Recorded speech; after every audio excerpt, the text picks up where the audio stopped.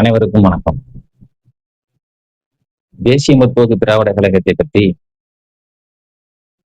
அனைத்திந்திய அண்ணா திராவிட முன்னேற்ற கழகத்தின் பொதுச் செயலாளர் தோல்வி பழனிசாமி அவர்கள் நேற்று தேர்தல் பரப்புரையின் போது புதுக்கோட்டை மாவட்டத்திலே தேசிய முற்போக்கு திராவிட கழகம் உயிருக்கு போராடியதாகவும் வெண்டிலேட்டர் உதவியோடு இருந்ததாகவும் இவர் காப்பாற்றியதாகவும் கூறியுள்ளார். அதேபோல 1/2% ஓட்டு தான் அவங்க அங்க போய் சேர்ந்து திமுக சேர்ந்து என்ன செய்ய போறாங்கன்னு சொல்றாரு. இந்த அனைத்து இந்திய அண்ணா திராவிட முன்னேற்ற கழகத்திற்கு பொதுச் செயலாளர் இருக்கும் எடப்பாடி 2010 ஆண்டு இறுதியில் நடைபெற்ற பெண்ணாகரம் இடைத்தேர்தலிலே இவ்வளவுக்கு அந்த கட்சியின் பொதுச் செயலாளர் ஜெயலலிதா உயிரோடு இருந்த பொழுதிலே டெபாசிட் கூட வாங்காமல் தோல்வி அடைந்த ஒரு இயக்கம் அனைத்து இந்திய அண்ணா திராவிட முன்னேற்ற கழக இயக்கம். அப்பேற்பட்ட அனைத்து இந்திய அண்ணா திராவிட முன்னேற்ற கழகத்தை 2011 ஆண்டு கேப்டனை அறிக்கை கேப்டன் தான் அன்னைக்கு அனைத்து இந்திய அண்ணா திராவிட முன்னேற்ற கழகத்தை உயிர் கொடுத்து காப்பாற்றிய தலைவர், எங்களுடைய தேசிய முற்போக்கு திராவிட கழகத்தின் நிறுவன தலைவர் கேப்டன் என்பதை மறந்துடக்கூடாது. தோல்வி பழனிசாமி அவர்களே, அன்னைக்கு மட்டும் கேப்டன் அவர்கள் ஏடிஎம்கே காப்பாற்றாமல் இருந்திருந்தால் ஏடிஎம்கே செத்து போயிருக்கும். நீயும் இன்னைக்கு ஒரு இந்த ஏடிஎம்கேயோட கட்சியோட பொதுச் செயலாளராகவும் இருந்திருக்க முடியாது.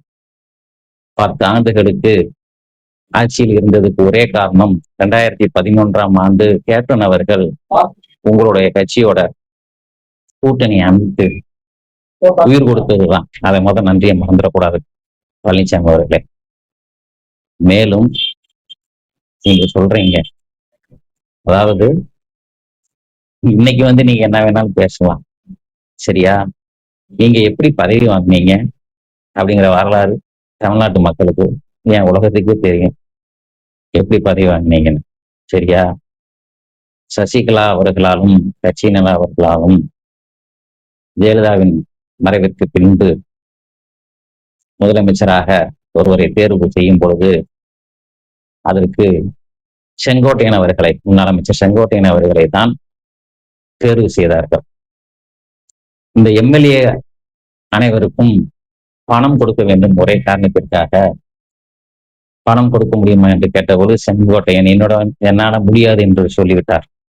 அந்த ஒரே காரணத்தினால இன்னைக்கு எல்லாரும் நீங்க ஒரு படத்துல போலீஸ் வேன்ல ரவுடிலாம் ஏறுங்கன்னு சொல்லுவாங்க, அரெஸ்ட் பண்ணுவாங்க. அப்ப பாத்தீங்கன்னா எல்லாரும் ஓடி போய், ஒரு காமெடி நடிகரும் ஓடி போய் ரவுடியோட சேர்ந்து போய் வண்டியில ஏறுவார். அப்ப பாத்தீங்கன்னா போலீஸ்காரன் நிப்பாட்டி, நீ ஏன்டா ஏறுற அப்படின்னு கேட்பான். அப்ப நானும் ரவுடிதான்னு சொல்லிட்டு அவன் அந்த காமெடி நடிகர் ஏறுவார். அந்த காமெடி நடிகருக்கு பொருத்தமான ஆளு இந்த தோல்வி பழனிசாமி. அன்னைக்கு லிஸ்டிலேயே இல்லாத பழனிசாமி நானும் ரவிதான்னு சொல்லிட்டு, நானும் முதலமைச்சராறேன், இந்த பணத்தெல்லாம் நான் எல்லாத்துக்கும் செட்டில் பண்ணிடுறேன் அப்படின்னு சொல்லி பதவி வாங்கிய பழனிசாமி அவர்களே, பதவி கொடுத்த சசிகலா அவர்களை ஒரு மேடையிலேயே எப்படி நீங்க ஊர்ந்து சென்று, அந்த வீடியோ பாத்தீங்கன்னா மக்களுக்கு தெரியும், இப்ப கூட போட்டு பாத்தீங்கன்னா தெரியும், அப்படியே ஊர்ந்து போவீங்க. அப்ப பாவம் வயசான காலத்துல சீனிவாசன் அவர்கள் கால்ல ஏதோ கடிக்குதுன்னு நினைச்சிட்டு குதிச்சு ஓடுவார். நல்லா பார்த்திருப்பீங்க. இப்ப கூட அந்த வீடியோ போடணும்னா போடலாம். அப்படி போய் சசிகலாவின் காலை விழுந்து சரணாகதி அடைந்த பழனிசாமி அவர்கள் அதே சசிகலாவை பின்பு சூரியனை பார்த்து நாய் குலைச்சிட்டு போகுது அப்படின்னு நாயாக சசிகலா அவர்களை நாய் என்று சொன்னவர் தான் இந்த பழனிசாமி அவர். துரோகத்தின் மறு உருவம் பழனிசாமி. அதே மாதிரி 2024 சட்டமன்ற தேர்தல், பாராளுமன்ற தேர்தலில் உங்களோட கூட்டணி சேருவதற்கு எந்த கட்சியும் வரவில்லை. உங்களுக்கு உயிர் கொடுத்த மறுபடியும் 2024 தமிழ்நாட்டில் நடந்த தமிழ்நாடு 39 பிளஸ் பாண்டிச்சேரி 40 தொகுதிகளில் டெபாசிட் வாங்குவதற்கு உதவி செய்த ஒரே இயக்கம் தேசிய முற்போக்கு திராவிட கழகம் என்பதை மறந்து விடாதீங்க பத்து பழனிசாமி அவர்களே. அதாவது எம்பியுமே வந்து அந்த துரோகம் அதே மாதிரி பாத்தீங்கன்னா 2024 எங்களுக்கு வர என்ன சொல்லியிருந்தீங்க, ஒரு ராஜ்யசபா தரேன் கொடுத்தீர்களா?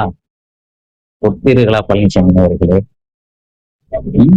சரி, இன்னைக்கு உங்களோட யாரு கூட்டணியில இருக்கா சொல்லுங்க பழனிசாமி அவர்களே, யாரு இருக்கா சொல்லுங்க. இன்னைக்கு உங்கள் கூட்டணியில் இருக்கின்ற பாரதிய ஜனதாவின் முன்னாள் மாநில தலைவர் அண்ணாமலை அவர்கள் உங்களை தற்கூரி என்றும், அதுக்கு மேல சொல்ல தேவையில்ல, பல சொற்களால் உங்களை எப்படியெல்லாம் உங்களை விமர்சனம் செய்தார் தெரியும். ஒரு வார்டு கவுன்சிலர் கூட லாயக்கு இல்லாத பழனிசாமி அவர்களேன்னு சொன்னார். அது மட்டும் இல்ல, டயர் நக்கி பழனிசாமி என்று சொன்னவர் தான் அன்புமணி ராமதாஸ் அவர்கள். அதே மாதிரி பாத்தீங்கன்னா டிடிவி தினகரன் அவர்கள் நேற்று சொல்றீங்க, டிடிவி தினகரன் எங்களோட வந்து சேர்ந்துட்டாரு சொல்றீங்க.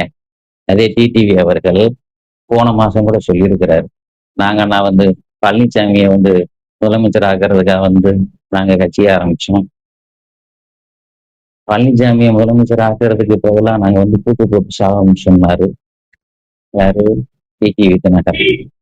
இப்படி உங்களை பற்றி குறை சொல்லி தலைவர்களை கொண்டு ஒரு கூட்டணியை அமைத்து அதுல நான் தான் ஜெயிப்போம் என்று வீர ஆவேசம் வேற பேசி கொண்டிருக்கும் பத்து பழனிசாமி அவர்களே, வருகின்ற ஏப்ரல் 23 நடைபெறுகின்ற 2026 தமிழ்நாட்டை ஆளப்போகின்ற கட்சி எந்த கட்சி என்பதை நீங்க பார்க்க போறீங்க. திராவிட முன்னேற்ற கழகத்தின் தலைமையிலான